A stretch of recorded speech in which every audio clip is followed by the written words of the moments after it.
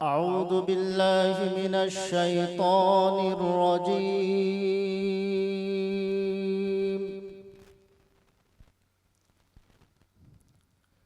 بسم الله الرحمن الرحيم.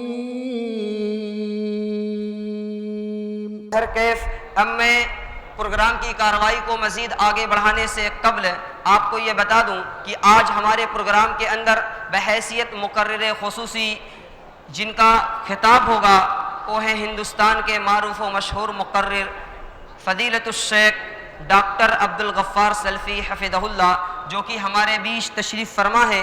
انشاءاللہ ان کا پرمغز اور بصیرت افروز خطاب ہوگا اور پھر انعامات کی تقسیم ہوگی. میں اب فضیلت الشیخ حضرت مولانا محمد مظہر اعظمی حفظہ اللہ، شیخ الحدیث جامعہ عالیہ عربیہ مئو، جو آج ہمارے اس پروگرام کے صدر ہیں، ان نوجوانوں کو حوصلہ دینے والے ہیں. میں شیخ محترم سے انتہائی ادب کے ساتھ درخواست کرتا ہوں کہ شیخ تشریف لائیں اور اپنے تأثر سے ہم سامعین کو محظوظ فرمائیں. السلام علیکم ورحمۃ اللہ وبرکاتہ. حامدن و مصلیًا اما بعد، علماء اکرام، حاضرین اعظام اور عزیز بچوں، آج کا یہ پروگرام بچوں سے متعلق ہے، اس لیے بچوں ہی کے متعلق ایک دو بات عرض کرنے کی کوشش کروں گا.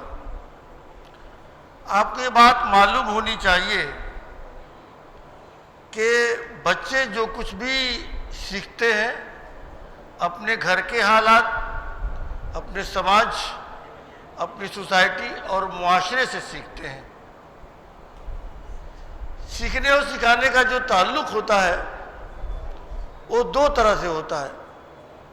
ایک تو یہ ہوتا ہے کہ بچوں کو کوئی بات کہہ کے سکھائی جائے، اور دوسرے یہ ہوتا ہے کہ بچوں کے سامنے وہ تمام حرکات و سکنات اور وہ عمل کیے جائیں جنہیں دیکھ کر بچے سیکھتے ہیں. بچے جو اپنے گھر یا سماج میں دیکھ کر سیکھتے ہیں وہ چیز بڑی دیرپا ہوتی ہے. اس لیے وہ لوگ جو اپنے اس معاملے میں چاقو چوبند اور چست ہوتے ہیں وہ بچوں کے سامنے کبھی کوئی ایسی حرکت نہیں کرتے جس کا منفی اثر پڑے اور نگیٹو اثر پڑے. اگر ایک شخص اپنے بچے سے یہ کہے کہ دیکھو دروازہ کوئی پیٹ رہا ہے، جا کے یہ کہہ دو کہ ابو نہیں ہے، بات بڑی سمپل ہے، بڑی آسان ہے، اور عام طور پہ ایسا لوگ کرتے ہیں. لیکن کیا آپ نے یہ سوچا کہ اس جملے سے آپ نے بچے کو جھوٹ بولنے کی ترغیب دی ہے؟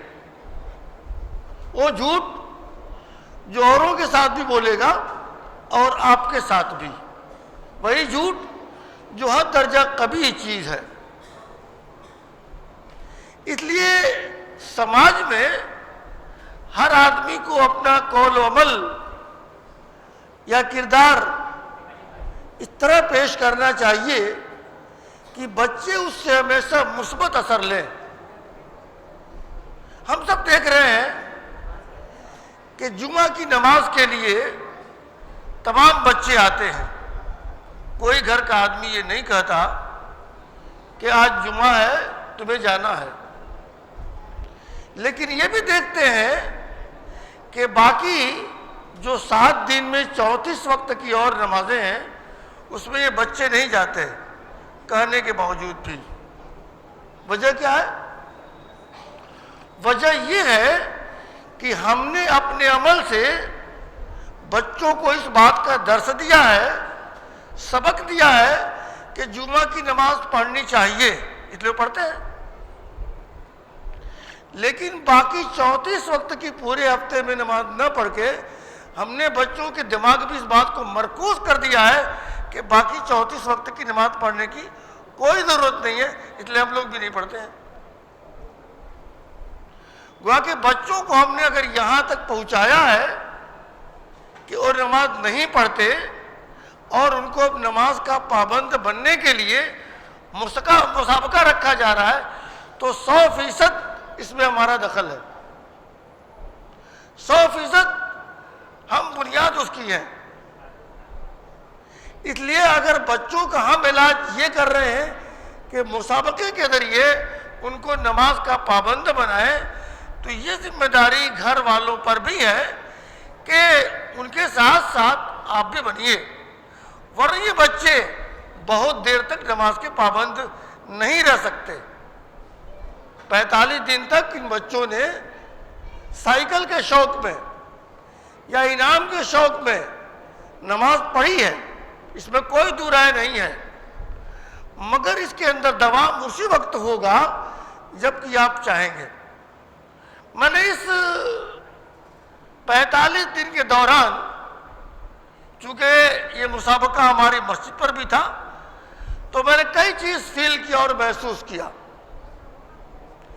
کہ بعض عورتیں اپنے بچوں کو مسجد کے گیٹ تک لاتی تھیں، اس لیے کہ رات کی تاریکی ہے، سناٹا ہے، اتنے چھوٹے بچے مسجد میں نہیں آ سکتے، تنہا وہ عورتیں بچوں کو گیٹ تک لے آتی تھیں اور بعد میں ان کو لے بھی آتی تھیں۔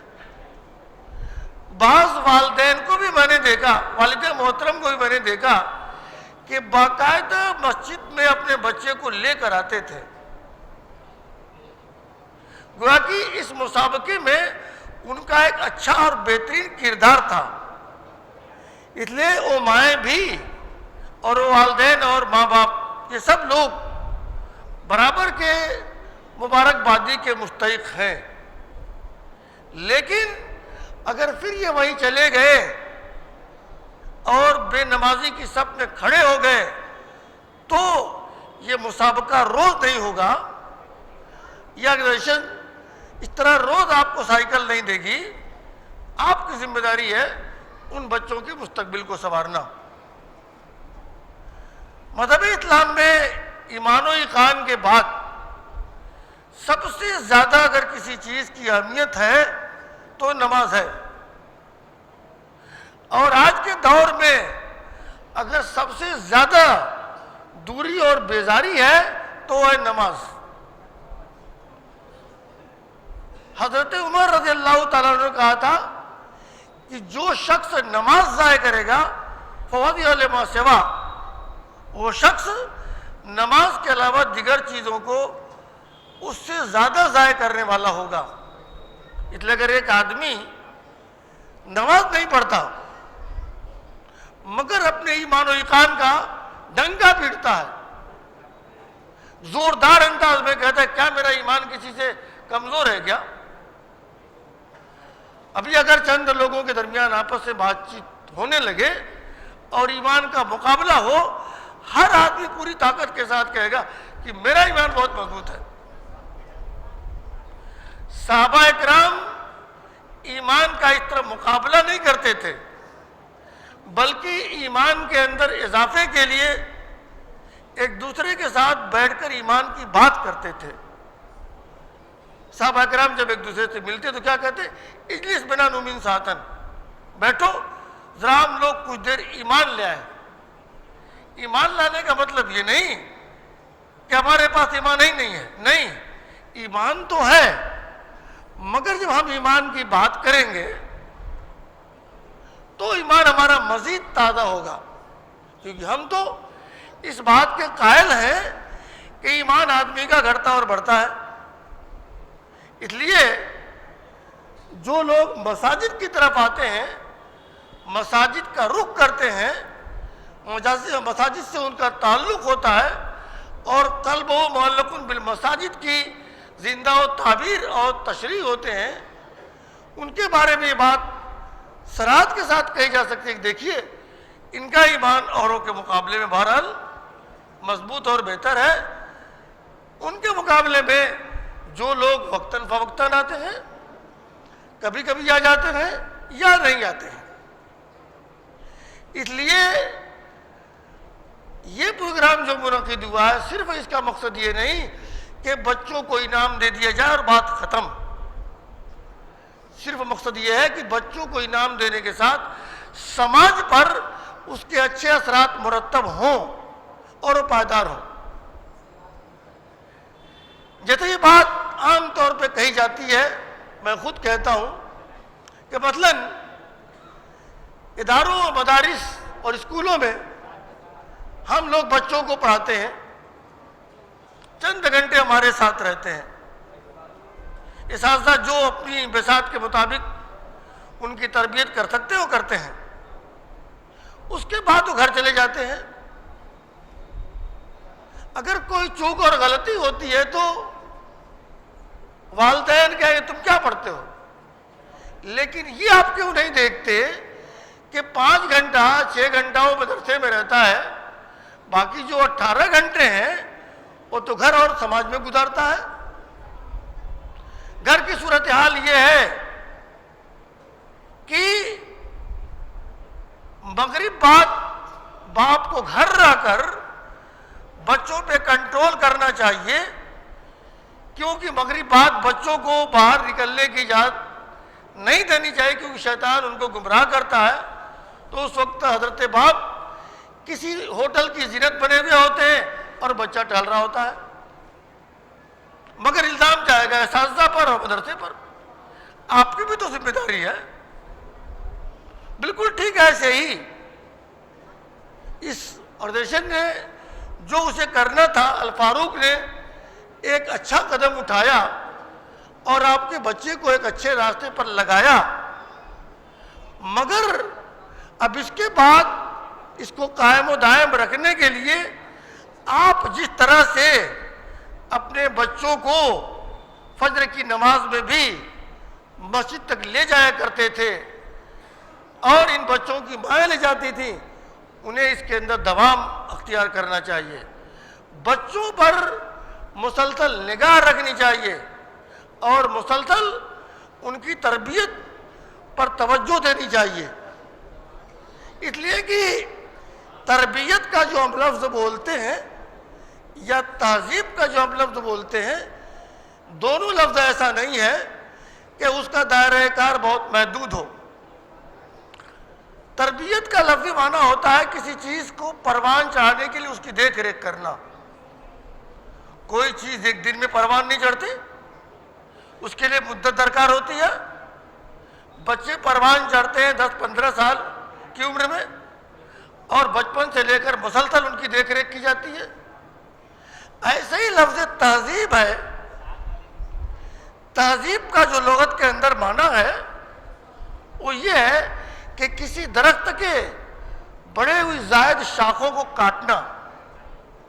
جو لوگ درختوں کو لگاتے ہوں گے، درختوں سے شگف ہوگا، انہیں بات معلوم ہوگی کہ کوئی بھی درخت بہت سجیلا اور خوبصورت نہیں ہو جاتا. جب وہ زمین سے اگ کے بڑا ہوتا ہے تو دائیں بائیں کی اس کی شاخیں مسلسل کاٹی جاتی ہیں. انہیں شاخوں کے کاٹنے کا نام عربی زبان میں تہذیب ہے.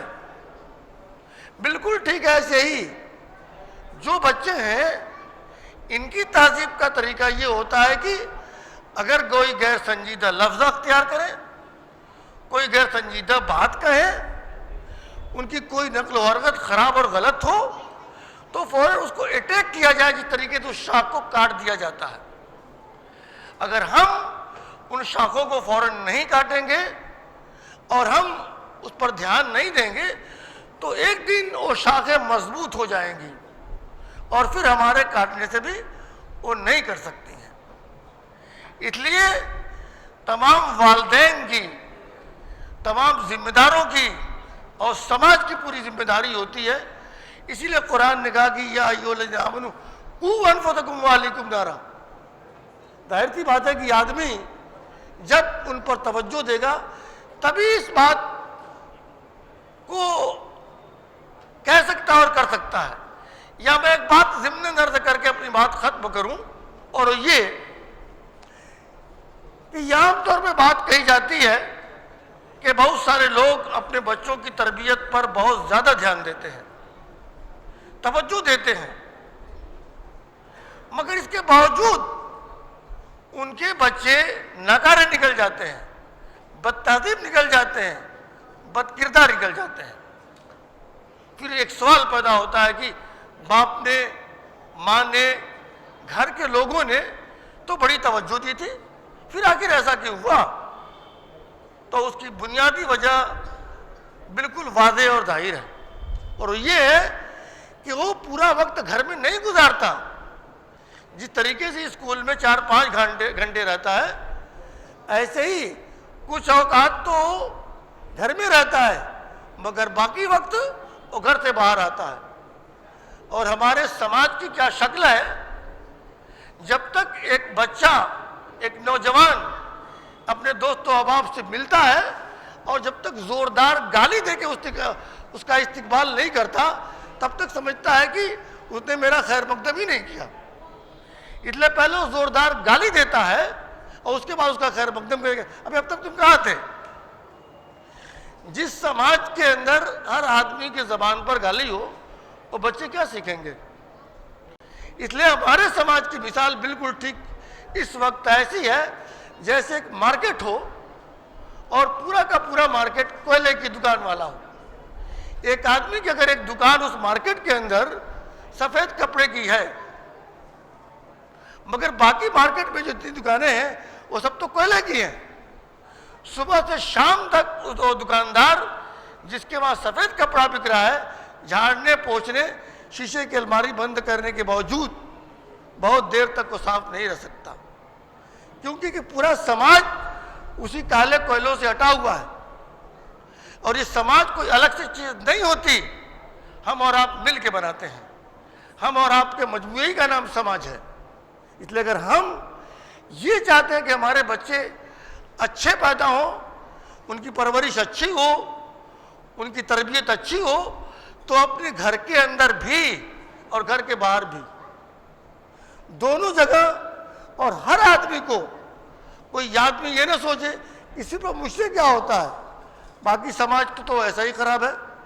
اگر ہر آدمی یہی سوچے کہ اگر میں سنبھل گیا تو باقی سماج تو ویسا ہی ہے، کیا اس سے تبدیلی آئے گی؟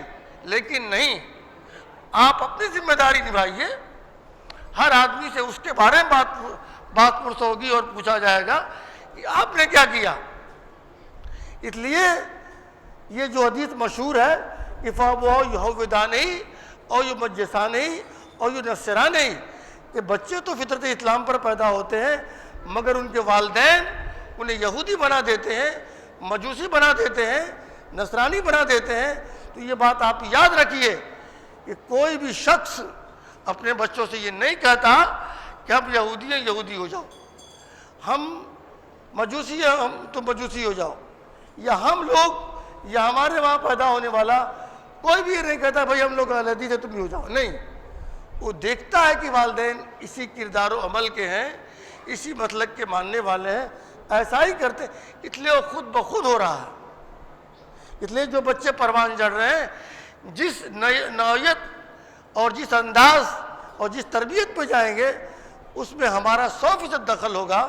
اس لیے ہم کو خود کو بھی سنبھالنا ہوگا اور اپنے بچوں کو بھی، یہ ہماری ذمہ داری ہے۔ اور میں اتنی پر اپنی بات ختم کرتے ہوئے پھر یہ گزارش کروں گا کہ جتنے ذمہ داران اپنے بچوں کو لے کر آج کے اس پروگرام میں شریک ہوئے ہیں، وہ اپنے بچوں سے یہ ضرور روز یاد دلاتے رہیں کہ دیکھو یہ تم کو یہ سائیکل ملی ہوئی ہے، یہ ایک سامان ملا ہوا ہے، یہ تمہارے نشانی اس بات کی ہے کہ تم نے نماز کی پابندی کی، اس لیے اس بات کو ملحوظ رکھنا، ورنہ عند الناس بھی مواخذہ ہوگا اور عند اللہ بھی۔ عند الناس مواخذہ یہ ہوگا کہ لوگ دیکھ کر کہیں گے، بچے بھی کہیں گے کہ دیکھیے اس کو سائیکل ملی تھی، نماز نہیں پڑھ رہا ہے۔ اور گھر والوں کا بھی مواخذہ ہو جائے گا کہ دیکھیے جب تک سائیکل کی دھن تھی تب تک تو لے کے آتے تھے مسجد میں، لیکن سائیکل مل گئی، نہ باپ کا پتہ نہ اور بیٹے کا پتہ ہے۔ یہ تمام تر ذمہ داریاں سماج کے ہر ایک فرد کی ہے، ہماری ہے، آپ کی ہے، آپ کے بچوں کی ہے۔ دعا کرنا چاہیے کہ اللہ تعالیٰ ہم سب کو نماز کا پابند بنائے اور اسلامی تعلیمات پر عمل کی توفیق بخشے۔ وما علینا الا البلاغ۔ والسلام علیکم ورحمۃ اللہ وبرکاتہ۔ ہاں یہ مجھ سے کچھ کہا نہیں گیا تو کتنا بولا ہے میں نے۔ ٹھیک ہے، جزاک اللہ خیرا و احسن الجزا۔ ماشاء اللہ، ابھی صدر جلسہ فضیلت الشیخ محمد مظہر اعظمی حفظہ اللہ نے بڑی ہی قیمتی باتیں بیان فرمائی۔ اللہ تعالی ہم تمام لوگوں کو ان باتوں پہ عمل کرنے کی توفیق عطا فرمائے، آمین۔